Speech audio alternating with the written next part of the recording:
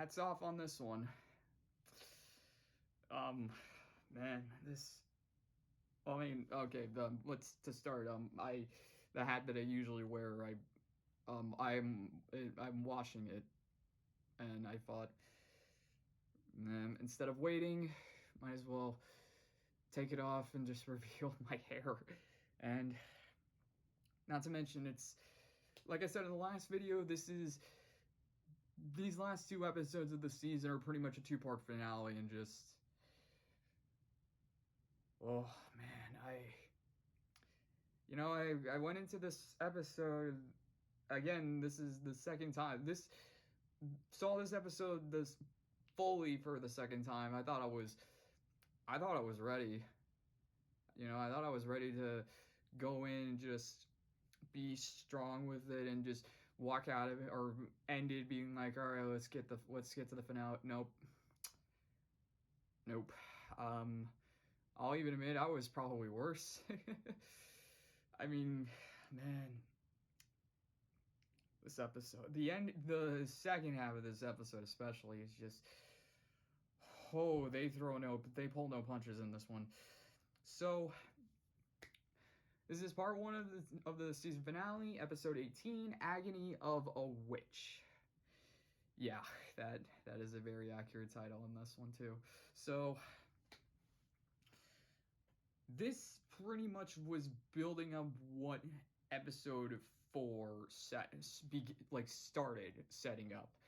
And that's another reason why I think episode 4 was a pretty big episode of the season, and it's one of my favorites, is Ida's curse getting worse and worse. I mean, we've seen the progression of it getting worse and worse throughout the season, but finally we see just how bad it can get. But it doesn't start there. It actually, interestingly enough, the main focus of the first part of this episode, or at least the first third, the first third of this episode kind of focuses on Lilith a lot, and I guess it makes sense because she's trying to apprehend Ida, and we had the moment at the convention, we had the moment of insensitivity, we had the last episode where she tried to play a game of grudge bee to catch Ida. Oh yeah, we also had Once Upon a Swap. We had that situation too. But this episode, Lilith is being pressured to capture Ida, and she even gets threatened by Emperor Belos, who we finally get to see in this episode. And it's interesting because throughout the first season, we never saw we haven't seen him up to this point, so they're really building him up like this big all-powerful witch. Actually, yeah, that's what they say. They call him a witch. So this all-powerful being who's very, very powerful. Powerful. So we get to see him in this episode, and for the most part, his design is like when he's standing there and he's just looking at you, it is kind of intimidating. I'll give it that. But like when I'm not trying to crap on the voice. So it's Matthew Rhys. I think that's how you say his name. He's the dude from the Tom Hanks movie Beautiful Day in the Neighborhood. He plays the writer who has to write a story about Mr. Rogers in that movie. He voices Belos in this, and again, I think for the most part his voice is fine, but just the design is pretty cool, and just the way he is very technologically advanced compared to people on the Isles, because you look at the castle and you just see all these pipes and pipes all around the castle. Like they're very out of place too. Like there's some that are sticking out of the certain parts of the wall, and just then of course you have his throne room, which is right underneath the heart of what I'm assuming is the Titan. So his throne's down here, and the Titan's heart is pretty much like back where my poster is right there. And what's interesting enough is it kind of the heartbeat kind of goes with Belos's heartbeat. So I'm wondering if like they say he can talk to the Titan, but I'm wondering if he has he just connected himself with the Titan in that way, like he took the heart and just connected it with them somehow, because we don't see his face, we don't know, so we don't know what he looks like on underneath the mask and the robe and just the hood. All we know is that he is he when we first see him, he's like hunched over like this and he's breathing heavy, and then a guard brings in this broken palisman, or at least the broken staff of a palisman, and then he literally cuts open the palisman, and there's this green ooze basically, and then he just drinks it, but instead of drinking it through his mouth, because the mask only goes to the eyes, he pours it through the eyelids, and then when it does that, it then glows, and that's pretty much when he gets his strength back, and he's like, much better. So yeah, it's a lot of questions about this guy, so we have no idea. But he basically threatens Lilith to capture Ida by Twilight, or else he's gonna revoke her of her position at the Coven and consider her as a outcast. And so Lilith knows if she can't capture Ida by that point, she's pretty much everything's in jeopardy. So her first attack doesn't really work. She tries to do an actual raid on the Owl House, but Hootie is very terrifying in this. He's like sleeping, but then he then notices Lilith and the Coven guards attacking, and he just manhandles them. There's this one creepy moment where he comes in from behind and just goes up the guy's hood, and he's just like, "Ooh, look at me, I'm a person, yeah." And I'm like, wait, where's the guy's head? Like, because he picks it up through here, and so the guy's mask and hood is up here. So I'm wondering, like, where's the guy's head? Like, we don't see the guy's head. So yeah, so their plan fails miserably, and even Lilith is very frustrated with the fact that her entire group got beaten by an owl head. But Ida meanwhile is watching all this from inside the house, and she's just smiling. She's like, "Yep, that's amazing." And so, meanwhile, she's actually making this she's mixing, or at least, yeah, she's making this witch's wool.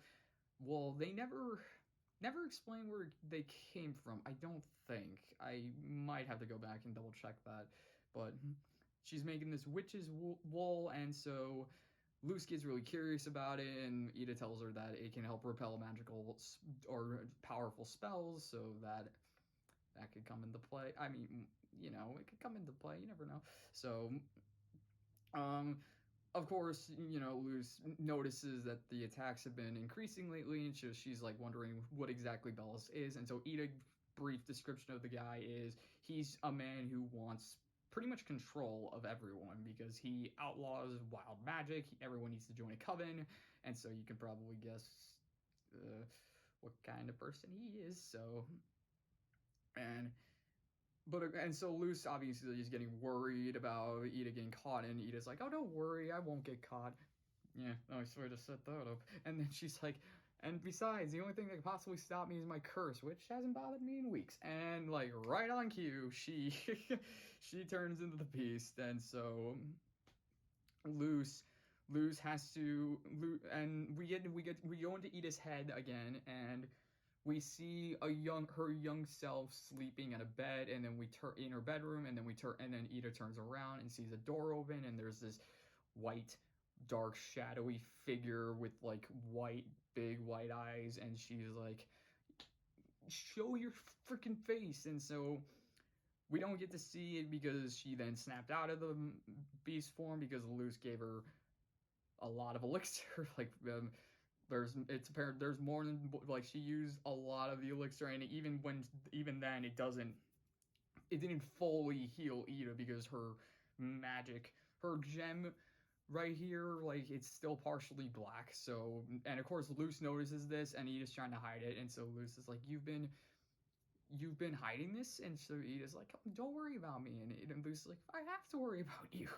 So, and of course pretty much this is when Luce is like, I gotta do something about this, I gotta help you, and so she really gets determined to help Ida find a cure, and Ida for the moment is like, well, yeah, but and so they hug, and then they send Luce. She sends Luce to school, and Luce, of course, before she leaves, she's like, get plenty of rest, drink plenty of water, don't do take a nice walk, don't do anything crazy. Obviously, take control of your suppress the use of your magic because Ida mentioned how it takes a lot. It takes more elixir and more magic to hold the beast back.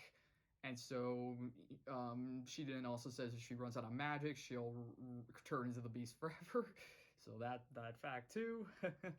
So yeah, and Luce obviously is going to school with all this on her mind, trying to figure out what to do, trying to figure out how to help Ida, and so then surprisingly there's a field trip at the boiling on the hex side, and where else are they going but the Emperor's castle. And at first Luce is kind of out of it, she doesn't want to go, but then Gus and Willow like show her many different relics that are there at the castle, one of which is a healing hat, which is said to cure or heal any injury and cure any curse. So that of course gets Luce motivated enough to go to the castle, because then she's pretty much going to take the hat and give it to Ida to cure her curse. And so they hop on the flying Viking ship like bus pretty much, and they fly to the castle. And while they're flying there, the continuity from last episode, Amity, with Amity's legs, she can't go, she's stuck at home, and there's this tiny moment where she's just sitting on the bed, she's looking at a poster of Lilith saying join the coven, and she's just like, shut up.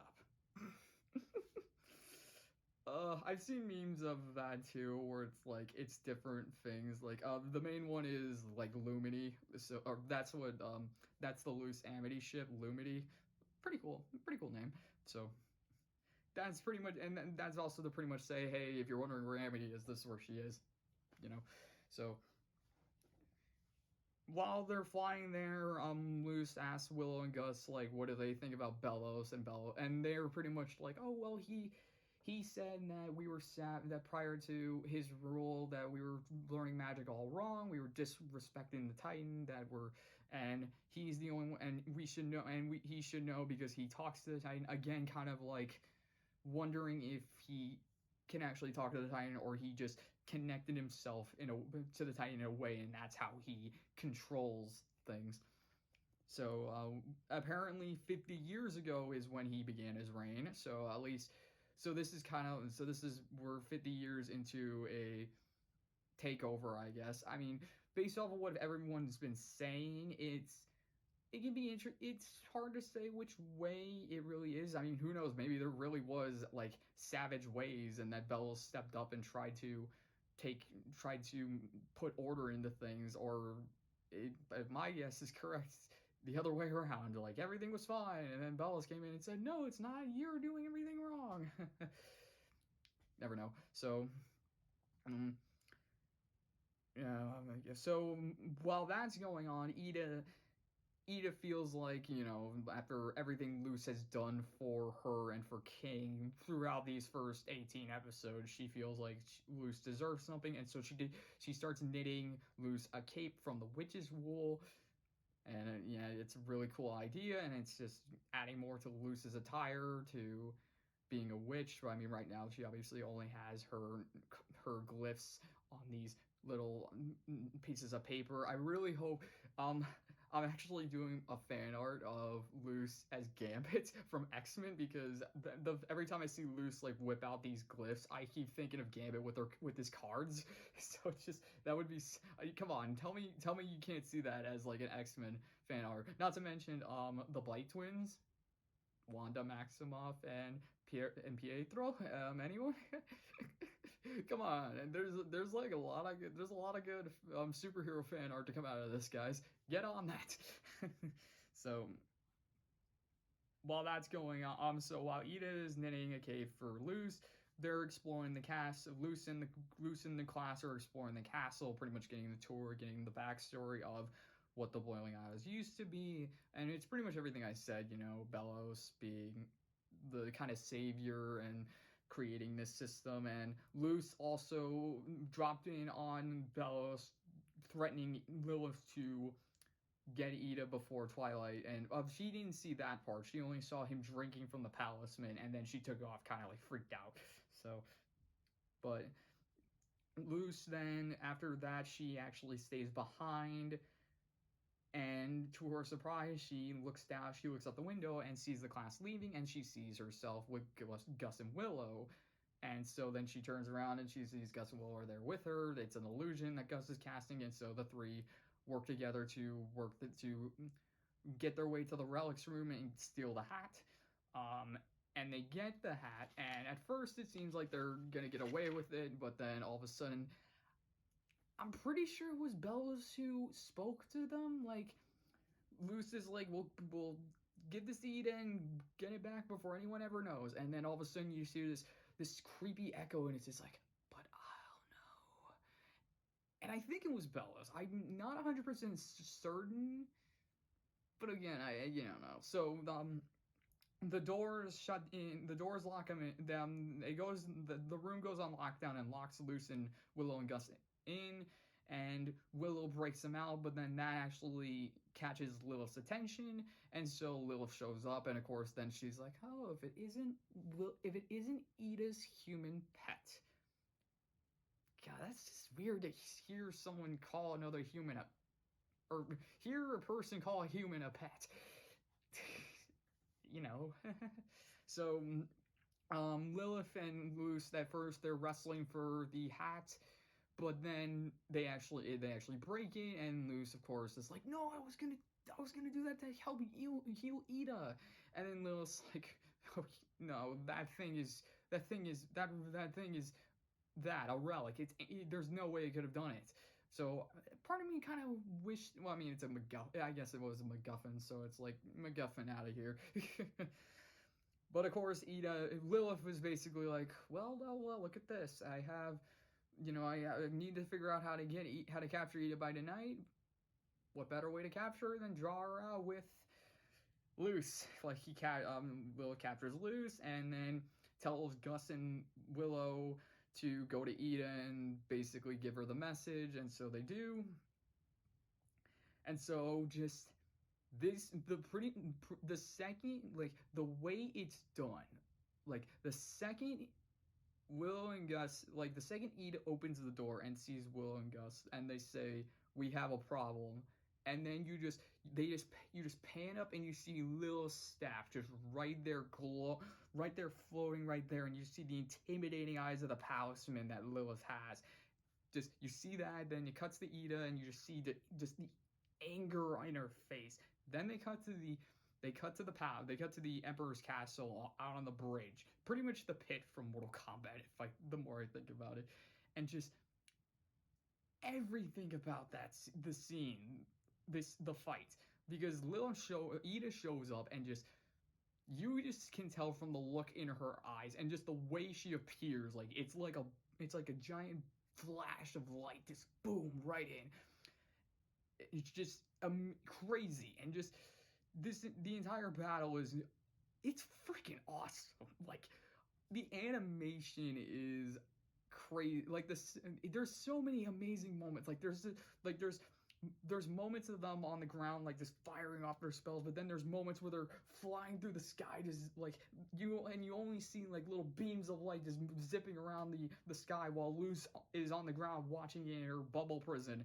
And so it's crazy. And there's even I think my favorite moment was when Ida slammed her staff on the grounding, and all of a sudden just this giant yellow light wave with an owl face just emerge from it, and you just see a dark figure of Ida, and you just see the giant owl just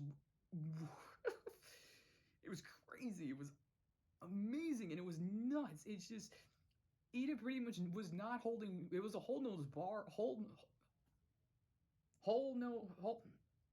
no holds bar. Why couldn't I say that? No holds bar for Ida. She pretty much was willing. I imagine if she could, she probably would have done the deed to eat the Lilith if it got to that point, but it's interesting how these two fight. Like Lilith is, she even says herself like she's not as powerful as Ida, so she has to be, and she's quick, and she has to think. She's like sharp. She has to think sharp, and so what does she do? She uses Luce as a human freaking shield.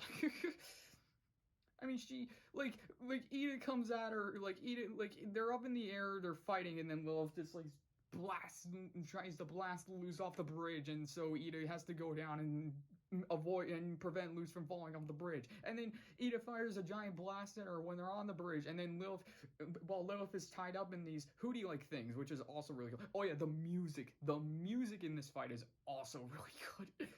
Like DJ Hill, I bet he was having a blast composing this section of the episode. And then Lilith's tied up in these hootie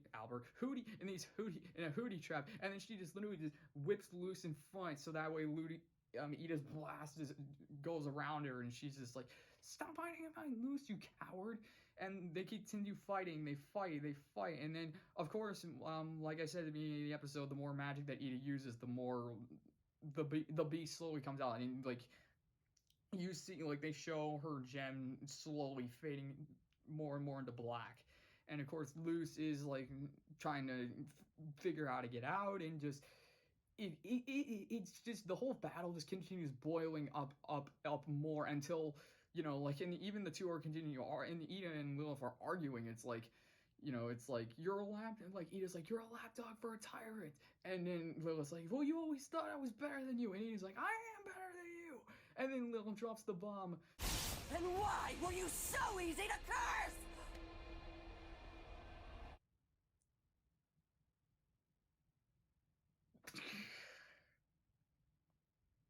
I mean, it wasn't out of my possible suspects for who could have cursed Ida, but man, oh man, just when it was dropped in that moment, I remember just putting my hands in the air and just my jaw hitting the floor, like, oh, fudge.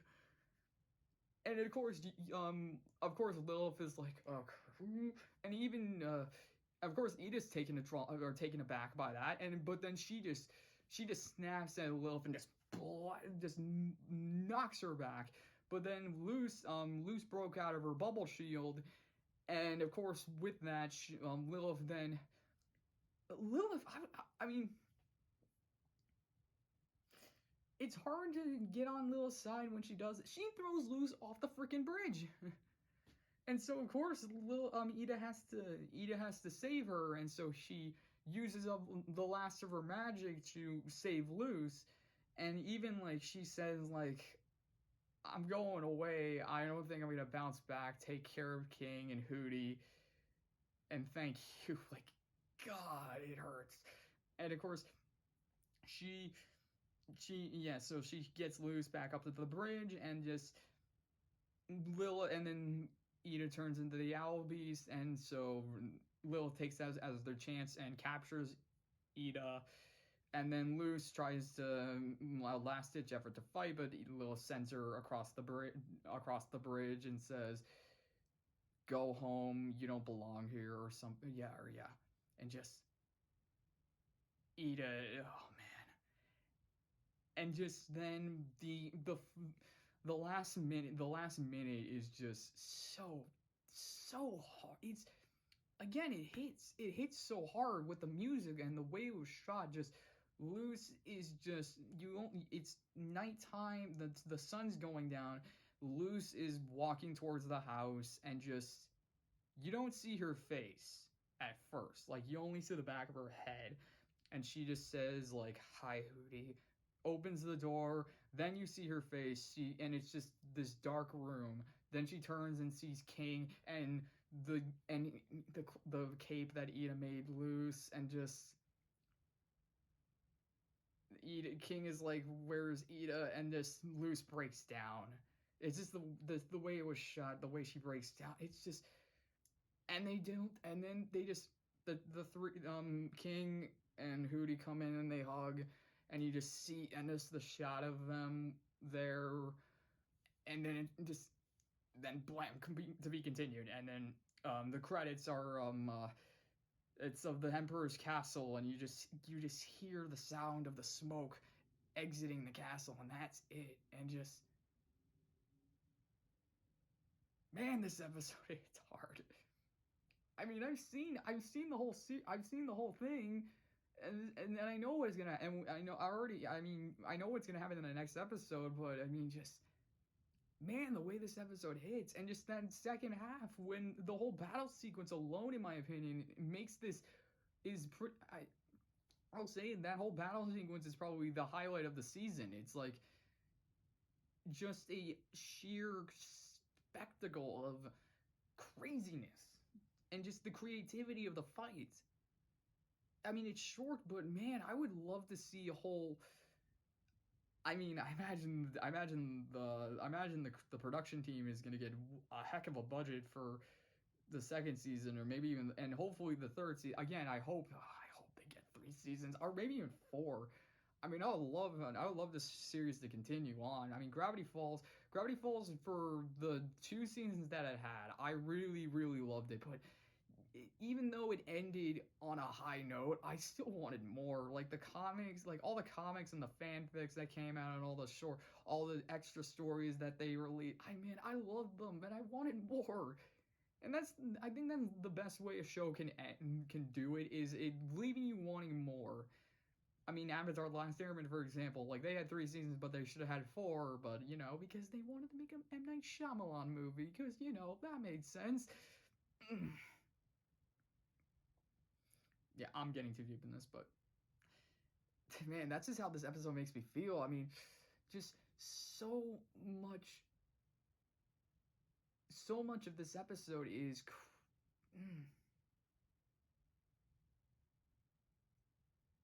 makes me feel, man. Makes you wonder what's gonna happen. Makes you pretty much everything about this is crazy. So, yeah. All right. This has been pretty somber. Okay. Well, that's pretty much about it for this one. So, we'll see you in the season finale, season 1. I hope I keep myself strong. Don't shed a tear.